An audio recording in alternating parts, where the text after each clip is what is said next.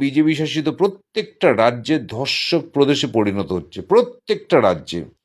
উড়িষ্যাতে মাত্র 14 মাস ক্ষমতায় এসছে, গত 14 মাসে 37,000 মহিলাদের ওপর ধর্ষণ এবং নির্যাতন। উত্তরপ্রদেশের ঘটনা আমরা জানি, মধ্যপ্রদেশের ঘটনা জানি, মহারাষ্ট্রের ঘটনা জানি।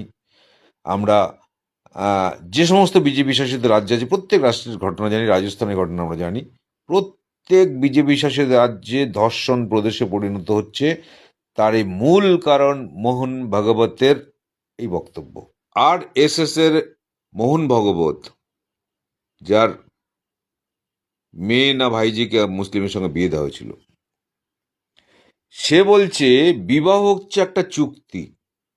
ছেলেরা বিয়ে করে সুখ পাওয়ার জন্য, মেয়েরা বিয়ে করে সুখ দেওয়ার জন্য, এবং তার বিনিময়ে নিজেদের পেট চালায়। এটা মোহন ভাগবতের কথা।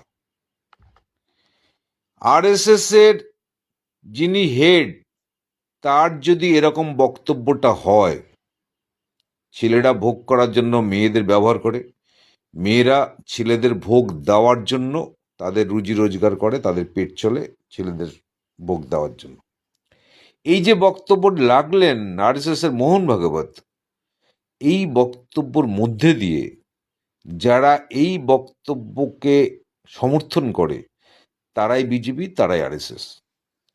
তারা আরএসএসরা এই বক্তব্য সমর্থন করে বলে আরএসএস। এই বক্তব্য যদি সমাজে ছড়িয়ে পড়ে, তাহলে সমাজটার মধ্যে ধর্ষণ প্রচুর বেড়ে যাবে।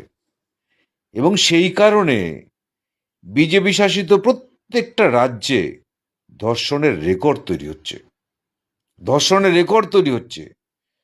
দেশের এবং রাজ্যের প্রত্যেকটা শুভবুদ্ধি সম্পন্ন মানুষকে বলবো, এই মহান ভাগবতের যে বক্তব্য যেটা আমরা পেলাম, মহিলারা ভোগের পণ্য, মহিলারা পুরুষদের ভোগ করতে দেয়, তার বিনিময়ে তাদের জীবিকা হয়, তাদের খাওয়া দাওয়া জোটে, এই যে বক্তব্যটা, এই বক্তব্যটা নিন্দা করার কোনো ভাষা নেই। একটা ন্যাক্কারজনক একটা বক্তব্য।